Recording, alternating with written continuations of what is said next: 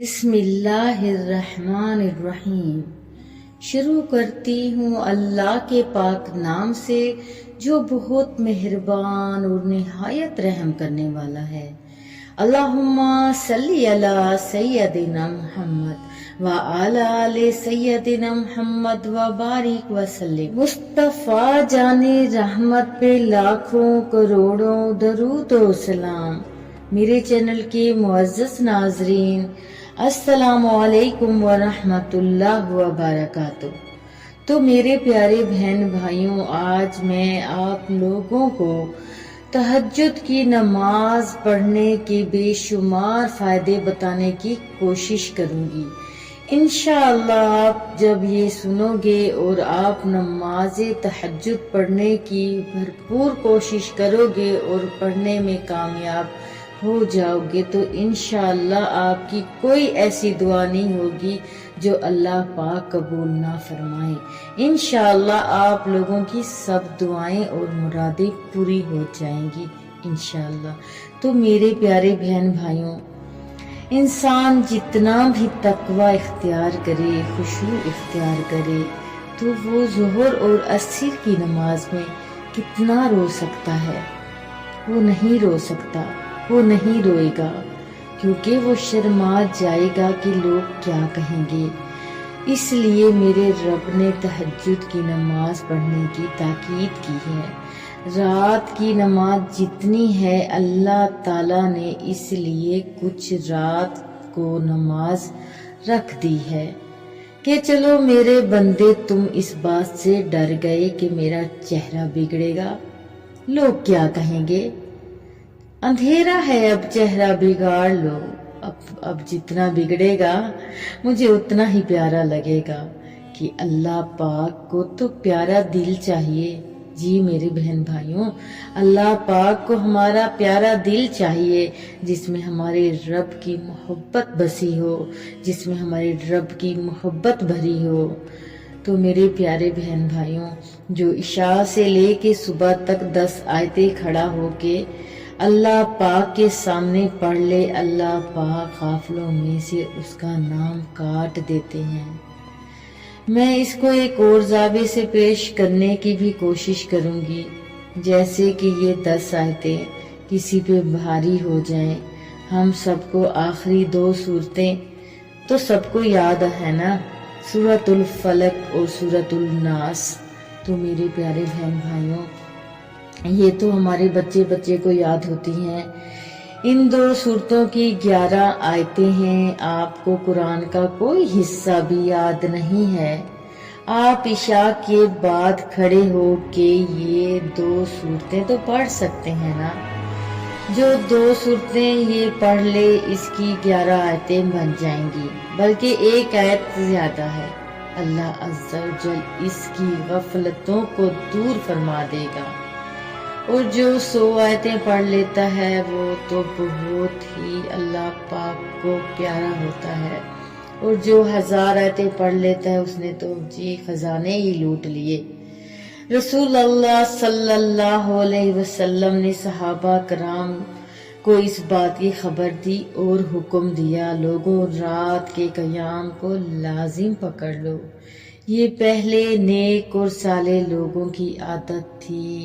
جی میرے پیارے بہن بھائیوں، بے شمار فائدے ہیں، آپ کر کے تو دیکھیں، یہ تو انبیاء کا طریقہ ہے۔ تم رب کے تقرب کی خواہش رکھتے ہو تو یہ خواہش اگر سچی ہے تو یہ پوری ہو سکتی ہے کہ تہجد پڑھو، تمہارے گناہ جتنے بھی ہیں اس تہجد کی وجہ سے تمہارے سارے گناہ اللہ پاک معاف فرما دے گا۔ یہ میرے پیارے بہن بھائیوں غور سے سنیے گا، آج انسان توبہ تو کر لیتا ہے، اپنے گناہوں سے توبہ تو کر لیتا ہے گناہوں سے، لیکن کوئی ایسا راستہ بھی تو ہونا چاہیے کہ انسان گناہوں سے بچ جائے۔ حدیث میں ہے کہ تہجد کی پابندی کر لو، اللہ پاک تمہیں گناہوں سے بچا لیں گے۔ تہجد پڑھنے والے کے جسم کی بیماریوں کو اللہ پاک دور کر دیتا ہے، یہ علاج بھی ہے۔ اے بیماریوں سے پریشان، میرے پیارے بہن بھائیوں، مایوس نہ ہوں، کوشش کر کے 5 وقت کی نماز کی پابندی کے ساتھ ساتھ تہجد کی نماز پڑھنے کی بھی بھرپور کوشش کریں اور پڑھیں۔ یقین کر لیجئے مومن کا شرف اور بزرگی اس بات میں ہے کہ وہ جب رات کو تہجد پڑھتا ہے، اللہ پاک اس بندے کو عزت دیتا ہے اور اس عزت کو ہمیشہ قائم اور دائم رکھتا ہے۔ سبحان اللہ۔ جس کے ہاتھ اٹھتے ہیں تو اللہ کی طرف ہی اٹھتے ہیں، وہ اللہ ہی سے مانگتا ہے، لوگوں سے نہیں۔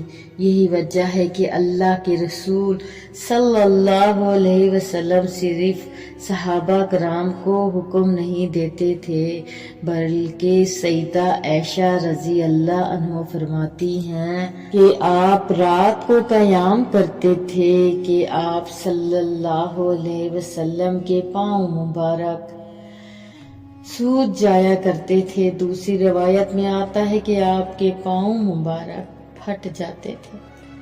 سیدہ عائشہ رضی اللہ تعالی عنہ فرماتی ہیں کہ یا رسول اللہ صلی اللہ علیہ وسلم، آپ اتنی تہجد کیوں پڑھتے ہیں؟ آپ اتنی محنت کیوں کرتے ہیں؟ آپ کا تو کوئی گناہ بھی نہیں ہے، آپ جیسا تو اللہ پاک نے پیدا ہی نہیں کیا ہے۔ آپ صلی اللہ علیہ وسلم نے جواب کتنا خوبصورت دیا، مجھے اللہ پاک نے پوری کائنات سے افضل بنایا ہے تو میرا شکر بھی تو پوری کائنات سے افضل ہونا چاہیے۔ سبحان اللہ۔ اور آج انسان کتنا پریشان ہوتا ہے کہ میری کوئی بات سن لے اور مان لے، منتیں کرنی پڑتی ہیں، لیکن ایک یہ پہلو ہے، دوسرا وہ پہلو ہے۔ صحیح بخاری مسلم سے روایت ہے کہ جب رات کا تہائی حصہ رہ جاتا ہے تو اللہ سبحانہ تعالی آسمانی دنیا پہ نزول فرماتے ہیں جیسا کہ اس کی شان کو لائق ہے، اور پھر کیا فرماتے ہیں؟ کوئی ہے میرے بندوں میں مجھ سے دعا کرنے والا، میں اس کی دعا قبول کروں گا۔ کوئی ہے سوالی، میں اس کے سوال کو سن کر اسے عطا کر دوں گا۔ اپنے گناہوں کی بخشش مانگنے والا کوئی ہے اور میں اس کو معاف کر دوں گا۔